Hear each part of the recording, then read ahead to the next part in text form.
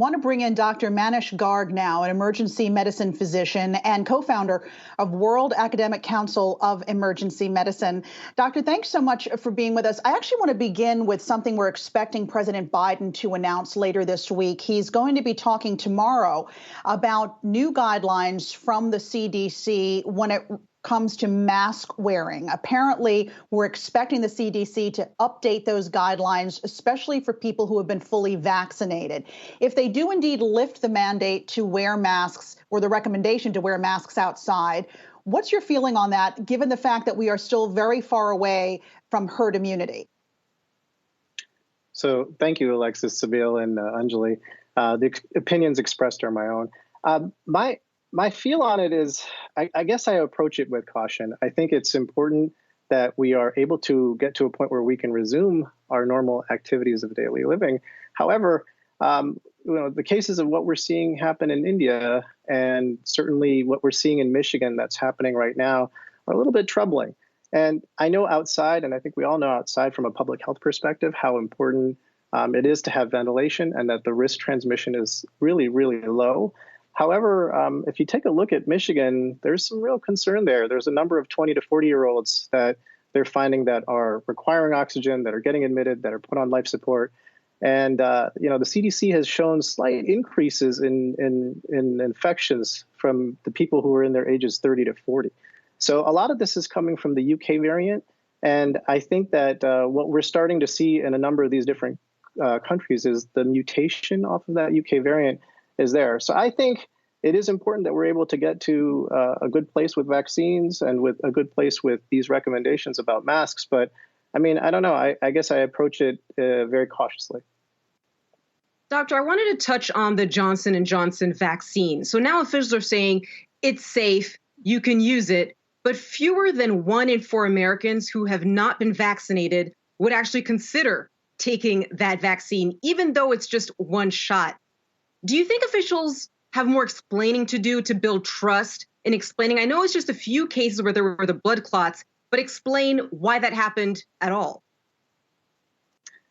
Yeah, I think that one of the challenges with the blood clots, so as you've seen in the numbers that have come out, it's kind of at a rate of 7 per 1 million vaccinations in women ages 18 to 49.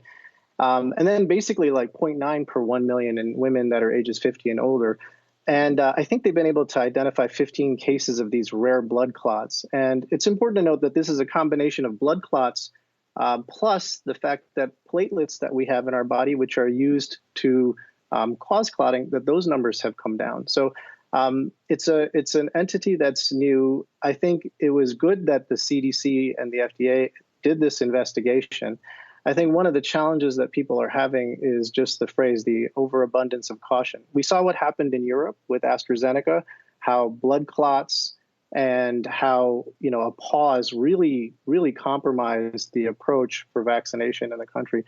The Johnson & Johnson vaccine is critically important to this effort. They have a single dose vaccine, as we know that they don't require the same sort of refrigeration. So for people that are in hard to reach areas, this has become a really, really critically important vaccine. I think it's important that we acknowledge that, science is not 100%. And I think that when I talk to community leaders and when I talk to patients about what they're going through, they feel a sense of distrust about what happened. They feel like, you've been touting this vaccine and now we're finding out that there's problems. So is it safe? Is it not safe? And they don't often want to hear the numbers, but the numbers are actually very important. The risk of getting a blood clot is actually very, very small. As we said, in this particular case, it's about 7 per 1 million. If you take a look at the birth control pills, that's 1,000 in 1 million. If you're a cigarette smoker, you have about 2,000 in 1 million chance of getting blood clots. And if you have COVID-19 infection, it's 165,000 in 1 million. So a 16.5% chance. So I know why the CDC and the FDA have now kind of said that it's okay now for us to get this as we look at it. But it's important to acknowledge to the people that all of these lives and all of these people that have been compromised by these blood clots, that their lives are important. So it's important that we do that from a healthcare and public health standpoint, that we acknowledge that this is happening and we care for these people, but at the same time, we are really promoting these vaccines because it is really our best chance and best defense to get out of this pandemic. I'd like to ask, Doctor, your thoughts on the younger set being vaccinated. I know that Pfizer is now looking at, I believe, people 15 and under for getting the vaccine. Do you have any idea on a timeline? And also, how can we best protect those young people, especially, for instance, in my family, we're vaccinated except for our youngest because she's not yet able to get the vaccine. So what can we do to protect them?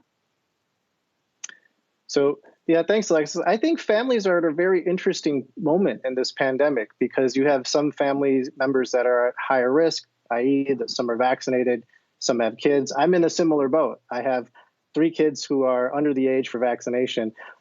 As they continue to study, as we're seeing with the Pfizer and Moderna, they keep studying, are able to study younger age groups. I think as time goes forward, we'll start to see that the vaccine will be safe in children as well. They often have really good antibody responses as well. And I know maybe vaccine deliberators might say, well, the risk of a child getting COVID-19 or a serious case of COVID-19 is small. But there is this multi-inflammatory syndrome that happens in children, which is also small but not trivial. And so I think it's important, and we still don't know what long-term effects are going to happen with kids. So, advice that we would give, the CDC just came out with recommendations for children for summer camp. They're recommending, kids should be outside, ventilated as much as possible, that they should be 3 feet from one another and masked most of the time. And I still think that what you'll see with a number of families is that they'll have all of these different situations and circumstances compared to the person across the street, but they need to know what the community prevalence rate is, and then they need to protect themselves accordingly. And Doctor, speaking of the situation in India, what is the U.S. doing in terms of helping? And do you expect that eventually they'll be able to contain the COVID outbreak in the country? Well, this is really, Sabine, this is a really concerning thing. The COVID internationally is at a real flashpoint. In my roles on the World Academic Council of Emergency Medicine and the American College of Academic International Medicine, we're speaking to our colleagues around the globe on a weekly basis to understand what's happening on the ground. If you look at how India got there, they had fewer than 10% of the population having received 1 dose of the vaccine and about 1.6% fully vaccinated.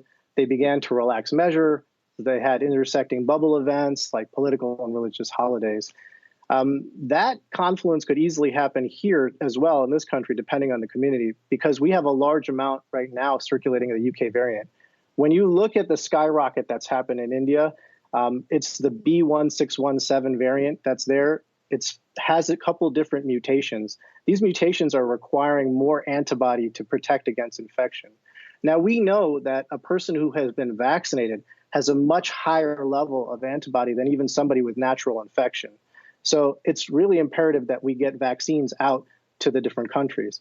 And I think it's really wonderful that the United States is providing oxygen, ventilators. But what's really, really critical is the vaccine supplies and also making sure, and maybe this is, I think, a moral obligation. There's the recipes for the vaccines and the patents that I think the rest of the world could really benefit from.